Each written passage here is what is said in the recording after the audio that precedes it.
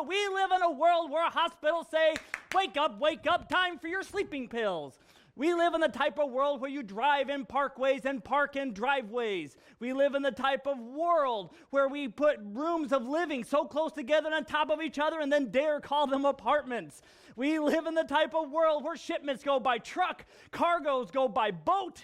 We live in an absolutely crazy, mixed up world. Let's take it deeper. Let's take it to a level that's even controversial. We live in the type of world where a man is able to surgically alter his own body to become a woman and is considered bold and courageous and heroic. But then if a woman surgically alters her body to go and change her ethnicity, it's considered tragedy and terrible and deplorable. In fact, this is so mixed up that people will say, well, yeah, you can change your gender, but you can't change your ethnicity because you were born that way. Ethnicity is how you were born.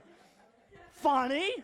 So gender. Okay, we live in that type of a world. We live in a world completely messed up. We live in a world that says we need to love money and use people. We live in the type of world where we look upon the abuse of women and harems of kingdoms of past, and we call that perverted and terrible, but yet approve of guys having the same thing on their hard drives and the internet via pornography, and we call that all right. And so we live in an absolutely mixed up world, a world that says that we need to have equal value but then demand special treatment, a world that says that we have unequal fairness of pay, and then they compare a high school dropout working retail with a college graduated nurse, say, look, they're not paid the same. I guess that means that there's racism, sexism, and all these things going on. We live in an absolutely mixed up, terribly mixed up world, and it doesn't stop there. It's not just our world, it's our home, it's our families. Our families are mixed up. We have homes where our fathers will say, hey, if you cut your legs off in that lawnmower, don't you come running to me. Okay, we live...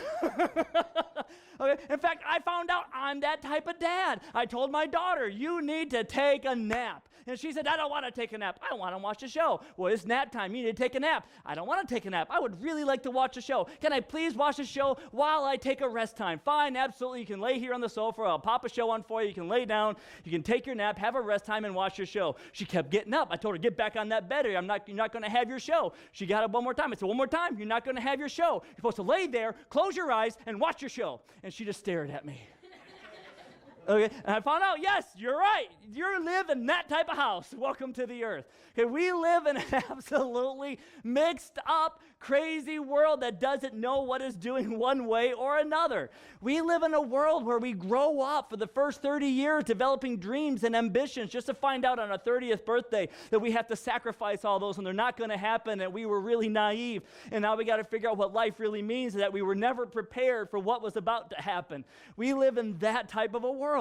And what we're going to do is we're going to dig into a book of the Bible called Esther. And in this book, it is totally messed up. I mean, think, a lot of people, they know the story of Esther, and they never really stopped and asked themselves, how messed up is this book of Esther?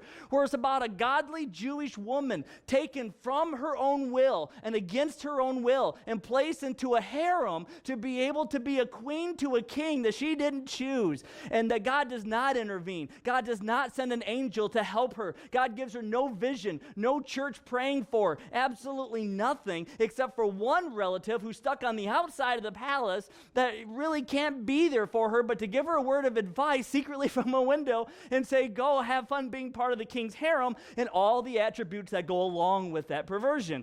Okay, and then we got this book of the Bible that says, hey, this is what happened, and it doesn't say it was bad or good or anything, and we're left to deal with that. It's a messed up book. In fact, this book of Esther is so messed up and so mixed up that history has been despising the book from the beginning. It is a historically despised historical book.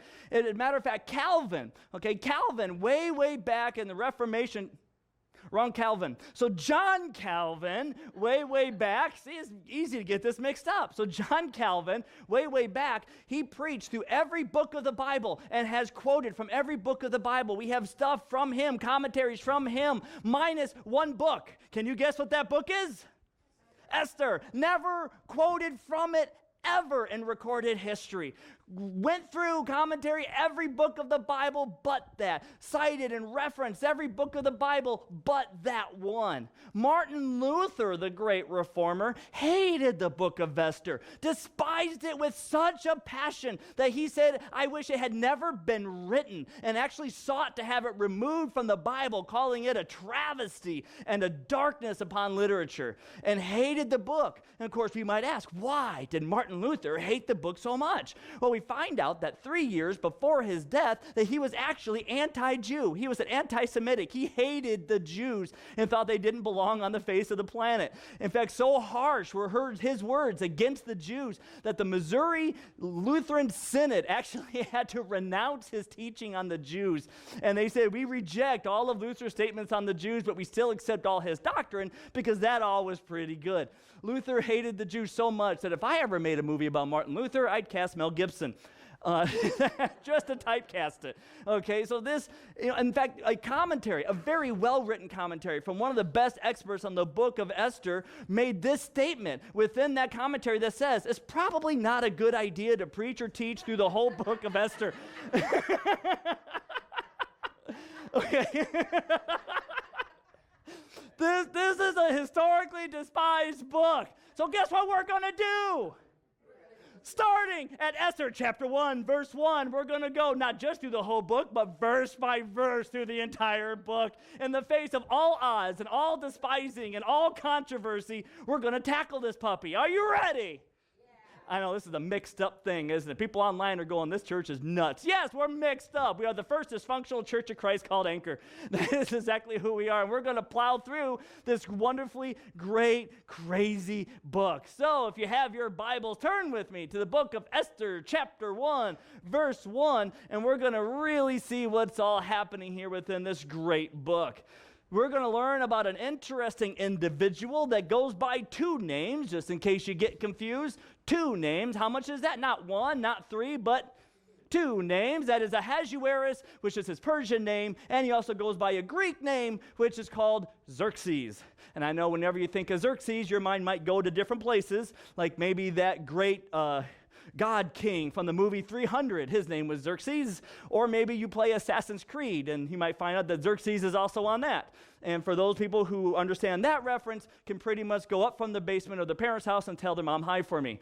And so it's just that type of a game.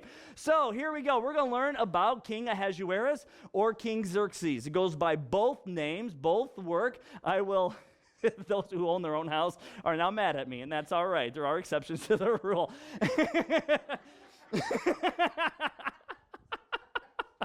And so, King Xerxes, King Ahasuerus, verses 1 and 2 of chapter 1 says this.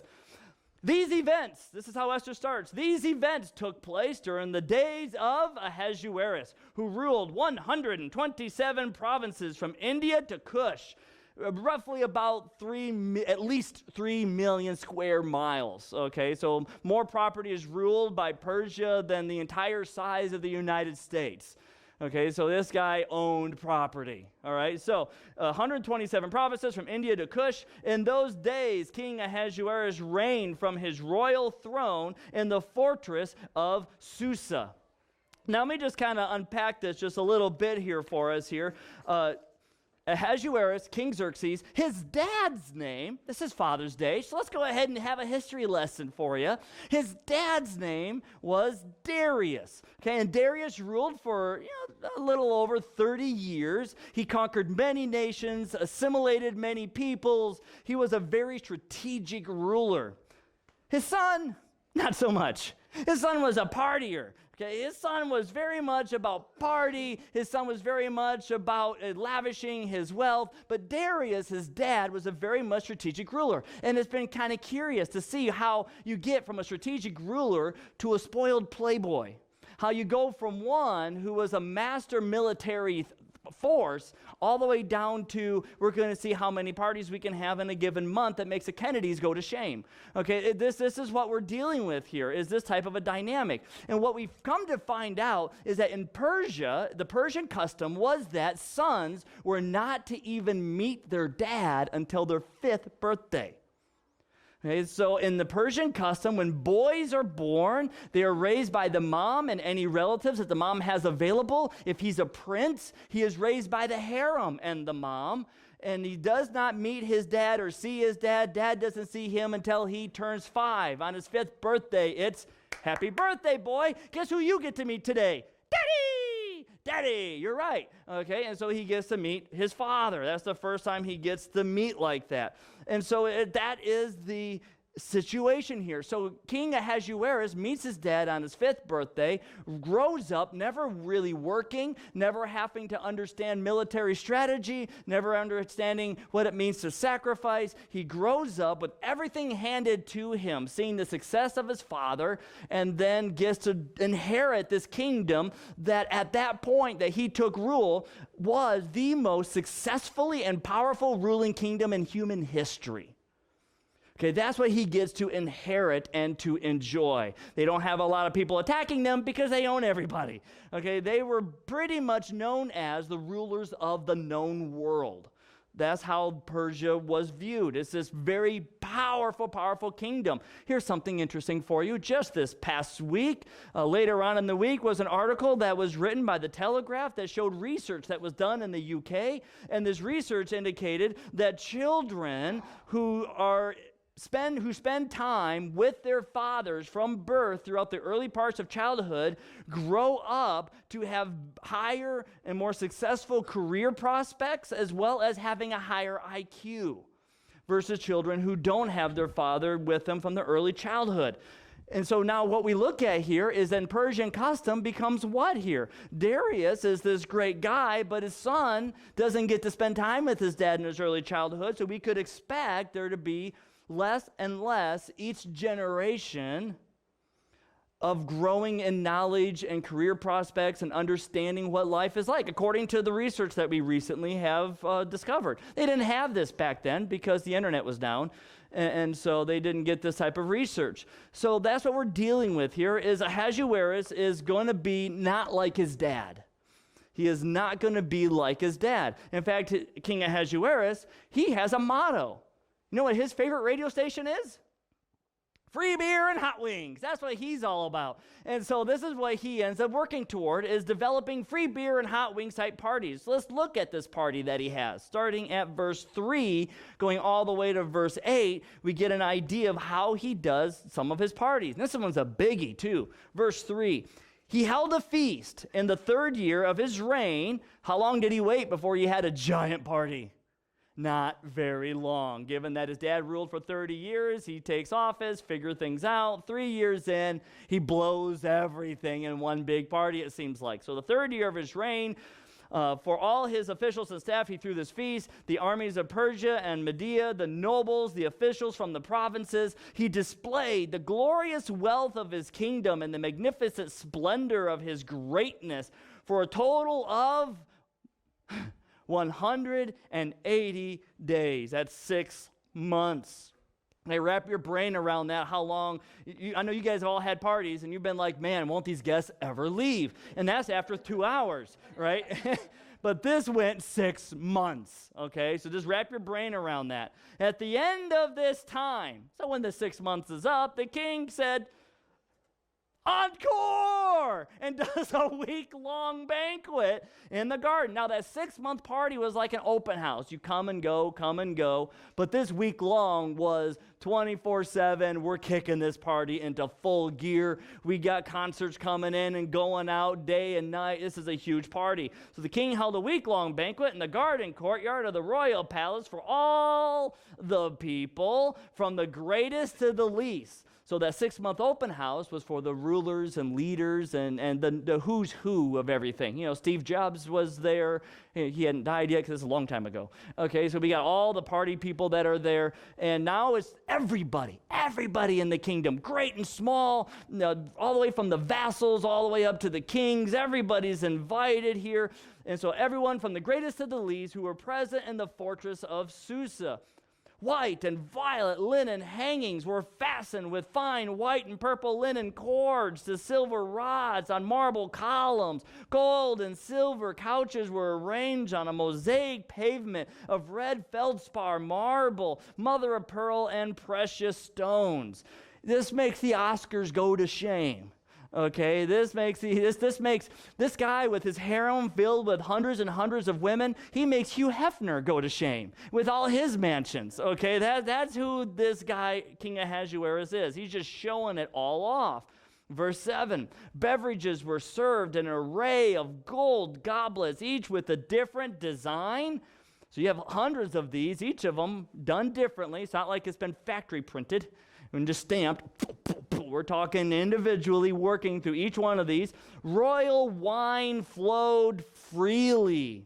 Note that. It flowed freely according to the king's bounty, and no restraint was placed on the drinking. The king had ordered every wine steward in his household to serve as much as each person wanted. So how much could people drink? When could they drink? Okay, this is a 21st birthday gone awry. That's what this is here. This is just a huge issue here. And what's going on, what usually happens in Persian custom is this. Here's why this is being noted. Usually there's a toastmaster. Persian custom has a toastmaster, somebody who organizes the drinking and yells out a speech with toast, and everybody holds up their goblets and they drink, they sit down, the party continues. The toastmaster then says, a drink, and everybody holds up their goblet, a drink, and they take a swig, they set it down, and then they continue. And it's organized. There's no toastmaster here. It is as much as you want. Guzzle it down. We got more kegers coming. We can just down it as much as we want. Just bring it all in. This is meant to show the king as being arrogant, boisterous, and grotesque.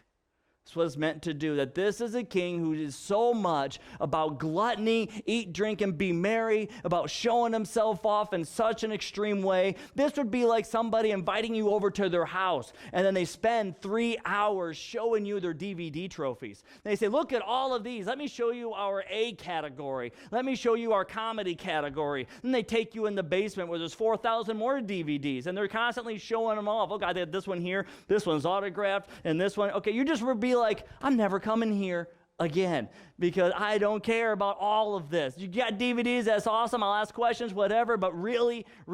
And then he's like, hey, for a week, we're just going to watch Doctor Who straight to end, all 300 episodes. We're not even going to quit. We're going to pop it in. We're just going to go. And you can be able to drink as much as you want because with that much Doctor Who, you need it. And you just, it's just, you know, and then at the end, you're just like, wow, this guy, what is wrong with him? Something's not right upstairs. That's King Ahasuerus. That's King Xerxes. Okay, he's all about drinking, all about the party, all about all of that. Okay, so this is King Ahasuerus, King Xerxes. He's self-serving, self-glorifying. He treats himself like a god. In fact, this is at his summer palace that he's at, not even his main palace. It's set up on top of a hill looking down upon everybody, and he has a big old white marble throne, and he calls himself a god. And he tells everyone that his rule are the divine decree, and this is how he functions. So he's self-serving, self-glorifying, self-transcending. He is Maslow's hierarchy of needs to the extreme degree. Okay, all about self. That's what he is. He's not about others. He takes everything that belongs to God and places it on himself, just like the hierarchy of needs does. Takes everything from God and says, this is your goal. This is who you are. You need to self-actualize, self-transcend. You need to be all about self-glory. And that's exactly who King Xerxes is. Meanwhile, what's his wife doing? He has a big old harem of women. Okay, there's hundreds and hundreds, who knows how many women that are there, but he also has this one that is set aside as unique, and that is his queen. And we find in verse 9 that the queen is having her own banquet. That's interesting, that she's having her own banquet. Check this out, verse 9. The story continues. Queen Vashti, so of all the harem of women, there's one unique gal. She's the diamond in the rough, the lily in the valley, the one that is unique. She is Queen Vashti, also gave a feast for the women of King Ahasuerus' palace. Well, it's kind of nice to know that she has the freedom to do whatever she'd like and that she can throw her own banquets. That's kind of cool. But here's what's weird about this. Persian custom, again, is for the queen to party with her husband. That when they have their feast, you have the king and you have the queen there with them as well. That's what you usually have. How many have ever seen, even though it wasn't a Persian movie, how many have ever seen the cartoon Brave from Pixar? Okay, well, you got the king when they had the party. The queen was there too, and she's somewhere in the room. It's that type of a custom that they have, that the queen is present during the parties. Where's the queen? They're in this huge party, or at least during the 1 week celebration. Where's the queen? And a whole different part of the palace having their own little gig. Okay, fine, the guys are in there watching Kung Fu, Godzilla, and Doctor Who. Us ladies are going to watch real entertainment. We're going to be sitting over here and knitting, quilting, okay, baking cookies. Oh, not that extreme. But you get the idea that they're just kind of doing their own thing over here. Okay, so they're very much segregated. And this is the thing I want you to see about the marriage between the husband and the wife here, between the king and the queen, that they live together, but they're not friends. Okay, they live together, but they're not intimate together. Oh, yeah, they have kids. Sure, they have some pregnancies, but that's more out of royal sense of duty, not out of intimacy because of the relationship. Okay, so they don't have a friendship here. They aren't intimate here. And this is something I would like to really kind of point out, is that, hey, guys and ladies, husbands and wives, are you just married to someone and they might as well be a roommate, or are you really building a friendship with that person? A friendship that's supposed to span across months and years and a lifetime. Are you really building that up? Or is it simply just, hey, we exist in this place and it might as well be a college dorm because we're roommates? What is it that you've been working on there? And so it's one of those things. We're going to be seeing that kind of throughout the time a little bit, coming back to that. So I won't flesh that out in its entirety this week. I'll save that for future weeks. But just want to point that out. We see that issue becoming a problem right up front in the book of Esther. So what ends up happening is that the king notices that the wife's not there. And what tends to happen when women and men tend to, when they're married, but they live segregated within their home, there are times where the guy begins to get antsy about that. And he starts saying, you know what? Woman, I would, it's been so long since we've seen each other, I forgot your name, but woman, come over here. I would like your presence here. I'd like you to be at least present. I might be working in the garage on the carburetor of a car, and you aren't going to be able to talk to me because you'll distract me, and then I'll blow myself up. And I don't want you to help because you don't know what you're doing, but I want you present because at least having you present means that we can have a connection, at least a little bit. And you'll start having a little bit of that antsiness involved. And so what is happening here is that's exactly what takes place. The king says, I want my woman.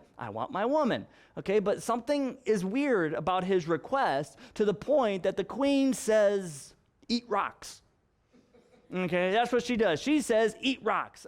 No way am I coming to your party. It is not going to happen. And so his request gets fully denied, which really steams his cookies.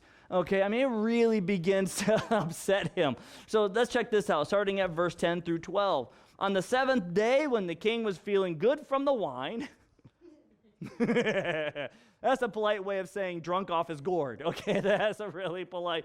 And even if you don't want to say, well, it doesn't say inebriated, well, he had more than a little. Okay, that he seems to not be an angry drunk per se at this point, but he's definitely drunk. So he's feeling good from the wine. I'm surprised at the tenderness of the words there. Ahasuerus commanded Muhammad, Bitha, Harbona, Bigtha, Abagtha, Zethar, and Carcass. Carcass sounds like a name of a band. Okay. That should play at your wedding. So Carcass, the 7 eunuchs. Oh, okay, so these are 7 eunuchs. Ouch, on that job position there, who personally served him. He commanded them to bring Queen Vashti before him with her royal crown. He wanted to show off her beauty to the people and the officials because she was very beautiful. But the queen, Vashti, refused to come at the king's command that was delivered by his eunuchs. The king became furious, and his anger burned within him. Oh, this is a great picture. Okay, this is a great picture. Guy's absolutely drunk, and now he's ticked. Inhibitions totally lowered, completely off his gourd drunk, and now he's ticked. That's just going to be great. It's just going to be a wonderful, wonderful time, especially since the wife says, I am not coming. I am not going to meet your acquaintance. I am declining to acquiescence your request. Okay, it's that type of an issue that's going on. So now the king's upset and he's angry. But why did she refuse? And that right there has actually been a great debate for a long time. Why did she refuse? Jewish tradition, not the Bible, but Jewish tradition, not Persian custom, but Jewish tradition, okay, stated and holds that the king requested the queen to show up wearing her crown. And only her crown. That was Jewish, the Jewish interpretation of that she was to come fully nude, which is just a great idea. I mean that sarcastically. Please don't take that out of context. Okay, and so that's the Jewish custom to that. It's possible. History does show, and there are some records that indicate that Vashti made all her Jewish slaves work in the nude so they could prove that they weren't stealing anything, kind of like a lot of drug factories do today. Those street drug factories kind of cut their cocaine and millions of dollars worth of product. A lot of times they have the ladies working in the nude so you could tell they're not taking anything or stealing anything. So it's possible that's going on. The king said, hey, come as a Jewish slave. Possible. But again, we don't have any other records of that other than the Jewish tradition on that. So, possible. She could have said no because appearing before a bunch of drunk guys doesn't seem like a good idea, just on a general level, And so that's possible as well. Or it could be, and this is where I tend to plant my flag, would be on view number 3. I could be wrong on this. I just like looking at the Persian customs of things and ask myself, was anything violated there? And here's what could be. There is what's called the veiling of the queen in Persian customs. And that custom is this, that the queen is to be veiled at all times and that her beauty is reserved for the king only.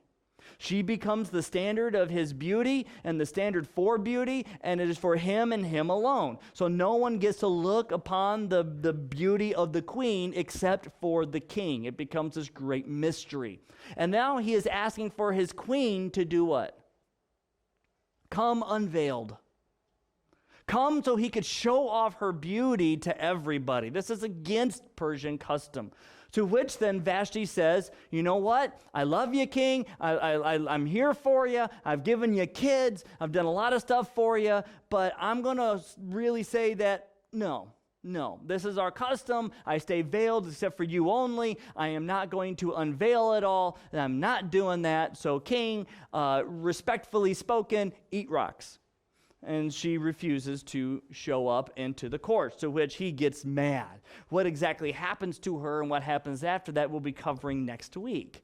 We have a different issue we need to really hammer out today from this, and that is this question, because we look at this text here, and we see that she is disobeying her husband, and we see that, spoiler alert, she gets kicked out of the kingdom and he divorces her, basically. Okay, so we see that there's some problems that happen along the way with this. She gets unemployed and made a vagabond. And so the question then comes, should the queen have submitted? Does this show a teaching that goes against the New Testament that says, Ephesians chapter 5, around verse 22, wives, submit to your husbands? Okay, and if the husband's in error, you submit to him and he takes the fall for it, as that type of attitude tends to get permitted or assigned to it. And so should the queen have submitted to her husband? And what does that even look like when Esther, a godly Jewish girl, is coming into the picture? And she is a Christian, if you will, gal who is going to be married to a non-Christian guy, in fact, a pagan, likely involved in Zoroastrianism. That was the most popular religion of the Persian Empire. higher. And so we have a very mixed marriage there when it comes to religion understanding and understanding of God. Should she submit to her husband when he's ungodly? And if so, what does that look like? And if not, how does she deal with the wife submit to your husband verse? And on it goes. So let's unpack that issue. See where Queen Vashti falls into this so we can build a foundation from which we can start interpreting the book of Esther for the rest of the book. Okay, so we're going to have to dig into this great issue that I know you guys are just itching to learn about, because all of us woke up this morning saying, I hope the pastor preaches on submission. I hope it really focuses on that. I would love it if he would just talk about the verse, wives, submit to your husbands for Father's Day, so that my husband can go home feeling like a godly man by saying, wives, submit to me. Okay, so we're going to have to deal with this here and unpack this in a very fun way. And now some guys are like, wish my wife was up here. She, quick, FaceTime, watch the sermon. It's on YouTube. You can have her watch it later. We'll see how this goes. First, the definition. Maybe we just got submission wrong. Maybe we just figured it out all wrong, and there just doesn't need to be the controversy behind this word. Maybe the verses have all been misunderstood and out of context. Let's look at how the word should be defined. So the word meaning to submit means to submit. It has a subtle secondary meaning, to obey. That helps nothing regarding the controversy. Now, the to obey part has conditional context that's required to use that interpretation for the word submit.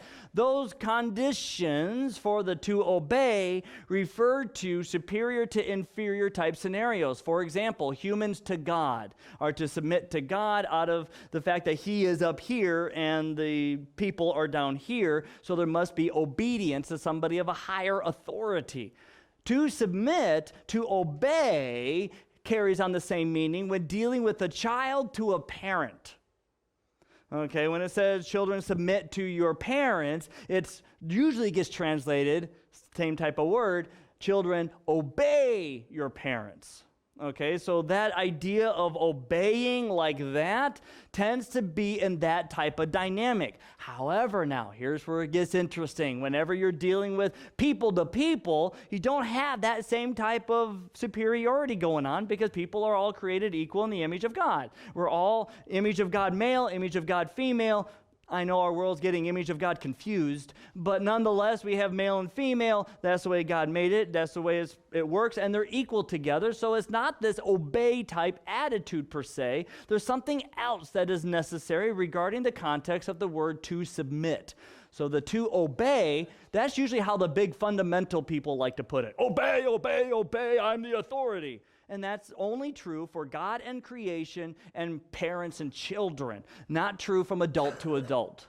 Okay, that doesn't work that way. Contextually, how the word submit works from adult to adult tends to have various other meanings to it, 3 in particular that work together at the same time.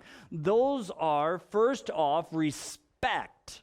Okay, respect, like in Ephesians 5:33. And this means that you talk well about the other person, even and especially when they're not around. Okay, if you're going to have respect, you are going to talk well about them. That means you do not bash them on Facebook. That means you do not Twitter all the bad things they're doing. That means you don't make fun of them at their expense with the friends when they're not around. You talk well about them. You respect them. You try to build their reputation, not tear it down. Even if they don't deserve having the reputation built, you still don't tear them down. Okay, so that's the idea of respect. And you can tell this really goes both ways on genders, right? Okay, this kind of fits with that part of that Paul's writing that people don't usually notice when they think about the submit. There is the submit to each other. It's not just one way. This is a two-way street that's going on. And so there is respect as part of the issue. Secondly, we're looking at the idea of enhancing.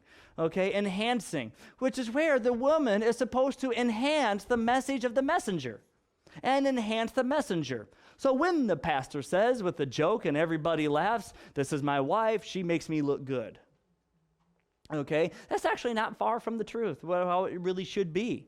Okay, it's one of the reasons I love it. My wife dresses me like a little doll. Okay, because she did not do this. This is what happens when I'm left alone in my own devices. Okay, but some of my outfits are kind of snazzy and looking pretty sharp. That's because she's trying to enhance me. Okay, that's a good thing. It's the idea of enhancing. Okay, a couple should enhance each other. They should help each other look better than when they started. And they're about that enhancement. So that's from 1 Corinthians chapter 11, verse 10. And then the third one, this is where a lot of the controversy lies, is about following. You follow the person if you're going to submit. You're going to follow them. And there are times where you follow, especially when, and even when, you have differing opinions, or you might disagree, and you still follow. That's what the word submit also means. In this type of situation, it would look something like this. I go to my wife and I say, hey, you know what I'm thinking? Lunch today, pizza. Pizza sounds good. Wouldn't pizza be great for lunch today? And if my wife were to say, pizza would be great. That's a great idea. Let's order pizza. Let's call them up right now and let's order some pizza. That is not submitting. That is agreeing. There's a difference. If my wife, I were to say, hey, what would you like for lunch? And my wife were to say, tacos sound good. Let's have some tacos. Then if I were to say, I'm thinking pizza. How about pizza? And then she would say, I'm not really too jiving on pizza, but, tacos sound great. I would love some tacos. And I were to say, I had tacos yesterday, and I just don't think that's going to be for me. And then if my wife were to go, well, okay then. I would prefer tacos, but we can have pizza. Okay, now what is that? That is closer to the attitude of submitting. And before you think, well, that's horrible, that's terrible, why can't you just deal with tacos and choke it down? She's choking down that pizza for you. Why can't you do it for her? Okay, and here's the issue, is that this is very much like Luke 22:42. This is where Jesus disagrees with God the Father. And Jesus says, hey, Father, you know what? The whole crucifixion thing, I have a differing of opinion. I would like it if this idea could just kind of go away. I would love for this cup to pass from me. If there's a plan B, I'd say we go for it. But Jesus ends up saying, not my will, but yours be done. So it's the idea of I don't necessarily agree, but I will voice my difference of opinion, but I will follow. In the end, I will follow. Okay, that's the idea of submission. And it's not, even though it sounds like obeying and it has a little bit of that, it's not like it's this command, do what I say. It's not like me going to my wife saying, tacos, no woman, pizza. I'm the man, we're having pizza. Okay, that's not the attitude that should be a submissive type environment. That's a horrible situation right there. But to be able to talk it out and then in the end say, I will follow your desires there is more of the attitude of submission. We're going to see this a little bit further. Let me take this a little step for us here to kind of, because keep in mind, this is not about superiority here. I just want to re-emphasize that. This is not about superiority, that the man is superior to the woman, because Jesus, the Son, and God, the Father, they're equal. Both are God. Both are part of the Trinity. They are equal. Even though there is one verse where Jesus says that God the Father is greater, and the idea behind that is to show the hierarchy that does exist within the Trinity, a type of hierarchy that's there. You got God the Father, God the Son, God the Holy Spirit, and yet all three are God and equally God, and all three are equal to each other. There is not a strict, really superiority that's going on. They're all equally God, and yet the Holy Spirit submits to the Son, and the Son submits to the Father.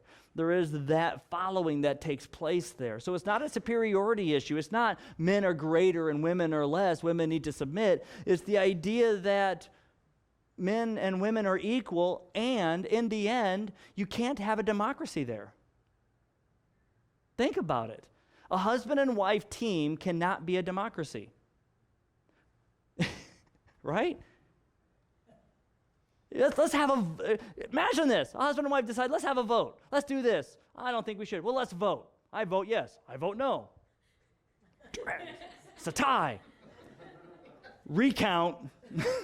Let's do a revote. Yes, no. Yes, no. Stalemate, right? In the end, somebody's got to pull the trigger. In the end, a decision's got to be made. And what Scripture just specifically sets up, what God in His infinite wisdom and in His infinite grace and knowledge says, the trigger puller is the guy. That's the situation. That's the dynamic. And what tends to happen is within the female part of the community that go against that tend to not really be about equalness, though they yell equalness and unfairness and all that. What they tend to be about is women's superiority. And it turns into extreme feminism. That tends to be the battle that's there. It's not about equality. It tends to be about superiority issues. And so they get it completely out of whack. So let me help by just giving some guidelines on how this can work within our homes, especially even mixed up homes. Homes where you don't have a godly spouse on both ends. One's godly and the other one's not. So I'm going to give you some guidelines for both the Christian home and the mixed home, and they both are going to work together. We'll have more guidelines for this along our series, so don't think this is everything. I'm just getting us started. So a couple of guidelines for you. Number one, really simple, is the command, wives submit to the husbands, because it's not a democracy, and in the end, somebody's got to break the tie. Somebody's got to pull that trigger. So it should look like this. During the day, the husband and wife talk. During the day, they present their views and their opinions and their understandings. During the day, they present their point of views and their preferences and their convictions, and they share the motivations and the why, and they present all of it there. At the end of the day, the husband chooses. And he's supposed to choose between what is actually not just best for him, but what's best for the family and the home. That's the ideal situation. And the wife should follow and submit even if she does not agree.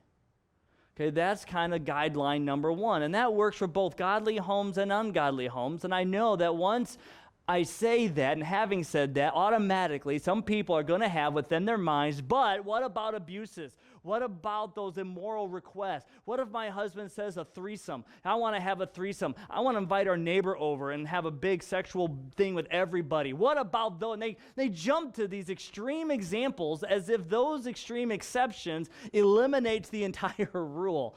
And that's not how it's supposed to work. What's supposed to work is this is the guideline. And yes, there are exceptions to the guideline. It doesn't mean the guideline's wrong.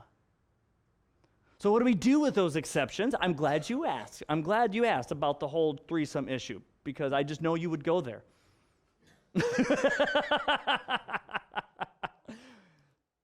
We have what's also called Triadic Authority that we have to deal with. I'm missing the H, but ignore that. Okay, so Triadic Authority. A Tweety bird giving us advice. Why not? Figure if I didn't point it out at the moment I just noticed it, you would be distracted. Triadic authority works kind of like as follows. The husband is not the final authority. There is a triad of authority at play.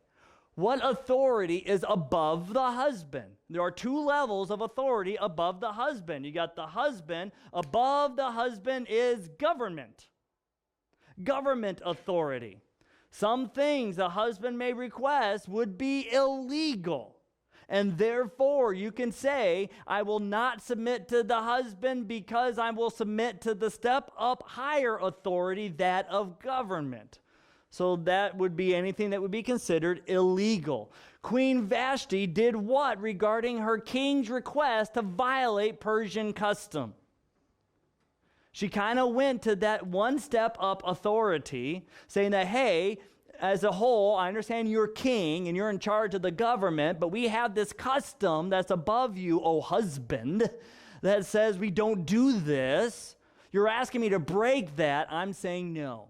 To which I agree with the queen's rejection of her husband's request. In case you were wondering where I was going to fall on that, because everything up to that point might seem like I was going to tilt the other way. And I agree with the queen's rejection of her husband's request because she was submitting, it wasn't because she was arrogant, I do what I want, I'm the queen, I am the one in charge, I am woman, hear me roar. It wasn't about that, it was about Persian custom, the way that I hold the view. Even if you're supposed to appear naked, she says, I like my clothes on, thank you very much. Still same thing. It's the idea of modesty. It just takes you to the next stage of authority, not just the governmental stage of authority. But it's still submitting to some form of authority somewhere. See, every human being has to submit to some authority somewhere. Okay, so you got the husband, head of the house, then you have government on top of that, and then the next level of authority on top of that is God. Why? Because there are things in life that can be totally legal, but still immoral. It can be totally okay by society and governmental standards, but still immoral and sinful. For example, adultery. Legal. For the most part, within our country, legal. You can have an affair and you don't go to jail for it. You might lose different benefits in the divorce court regarding possessions, depending on prenuptial agreements or anything like that. But as a whole, you don't go to jail for having an affair. Unless, of course, the person you had an affair with was under the age of 18, different issue. Okay, but as a whole, you don't go to jail for having an affair. Does that make it right? No. No. Okay, a child disobeys his parents by not cleaning his room. Can the child have 911 called on him? That'd be a messed up home, I'm telling you that right now. Could you imagine that dispatcher? 911, what's your emergency? My child won't clean his room. I have told him 100 times. Clean your room. He won't clean this room. Yeah, psychiatric visit coming right now. Goodbye, click. It's over. It's just not happening. Okay, you're not getting a dispatch like that. Unless it's like, what do you mean he's not cleaning? Like he's not cleaning his meth lab. What are you talking about not cleaning his room? Okay, then there's but there's no law broken there. Okay, but is it still okay that the child is disobeying his parents regarding cleaning his room? No, it's still immoral. It's still sinful because of the command that God gives to obey your parents. So things can be legal, but still immoral. We need to kind of keep that in mind as society makes decisions regarding the issues of marriage and issues of gender and all those type of things. And we go, my word, the world is going nuts. And I would say, yeah, it's going nuts. Just keep in mind, just because they make something legal doesn't make it right or moral. And we have to deal with that on a lot of issues, not just that. Okay, so just because it's legal doesn't mean it's moral. So a wife is able to say, husband, I don't want to have a threesome. And the husband could say, well, it's not illegal. You're right. It's not illegal, but it's immoral. I'm not going to submit to that. And the husband could end up saying, but I'm not a godly man. I don't adhere to your biblical standards, to which the wife can legitimately say, but I am a godly woman. I do adhere to biblical standards, and I will completely follow you and submit to you in various requests, but I will not do so at the offense of my God or my government. And therefore I say no. Okay, and that becomes totally legit grounds for that there. Okay, now here's the other fun part. Let's say you have a Christian home with a Christian husband and a Christian wife, and that's the situation. That Christian wife has an interesting other element that gets to play into the dynamic. That interesting other element is this. Not only is she a wife, but she is also a sister in Christ. And as a sister in Christ, can rebuke her husband on biblical matters. As a sister in Christ can actually take her husband, set him aside, and tell him, you are sinning here. You are violating God here. You are offending God. You need to repent here. And she can actually full out rebuke her husband in a very biblical way. That is totally legit for a wife to do. But notice how I phrase that she takes him aside. She doesn't do it in public because she's supposed to be enhancing and making him look good and out of respect. Treating him like a child in public, saying, sinner, sinner, is not the way. Okay? And so like when I say something that should have been censored, my wife tells me in the car, you really should have censored that. I'll probably hear about it today. Threesome, really? Of all the options of morality you can come up with, really? You said that one. And the reason why I picked it, because it's the most safe to use, as somebody would not think that I was talking about them. So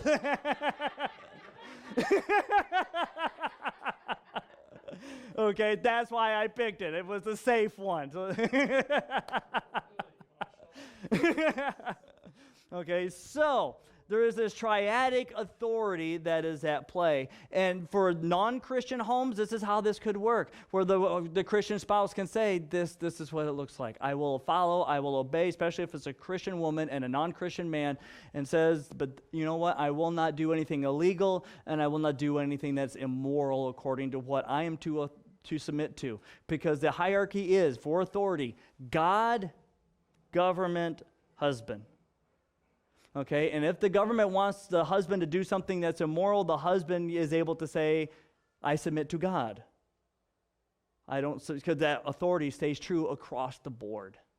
Okay, so God first, government second, husband third. So that then just brings up the very interesting question, a very interesting point I would like just to point out as a way of uplifting and as encouragement, and that is this, that God is the perfect king and the perfect father. Because I understand that we also have times where we are dealing with rulers in our lives that are not perfect people because we're all fallen.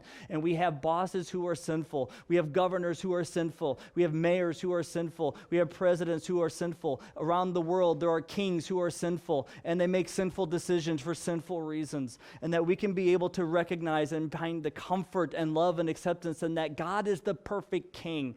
And that we can find acceptance and submission for the perfect king, especially when our kings on earth fail us. And that we can find love, an example of what fatherhood means and what it means to love a father and be a father because of God, who's the perfect father. And we don't have to be limited to just the fathers on earth that fail us. That we have the perfect king and the perfect father as the example for us to abide by, which allows us to then be able to reflect and ask ourselves, what is your home like? How mixed up is your home? Is your home a Xerxes home? Is it a Ahasuerus home where it's all about trophies and it's all about showing off and it's all about your possessions and all about your things and all about your own personal comfort? Do you have your own harem on your hard drives and internet? Do you have your own self-pleasure or perversions, whatever it may be? Or do you have a home that is not about hospitality at all and not about ministry at all because you use it as a sanctuary from the rest of the world and you shut the world out and your garage door is your drawbridge? What is your home like? Or is it trying to be a godly home? A home that is there to be able to raise godly children in godly ways, that you're able to have a home to where you invite people over to share love with them and God's grace with them and show hospitality and help them flourish in their struggles and give them encouragement in their times of suffering. What is your home like? Is your home where you and your house and your mouse serve the Lord? Or is it there to serve you? What is your home like?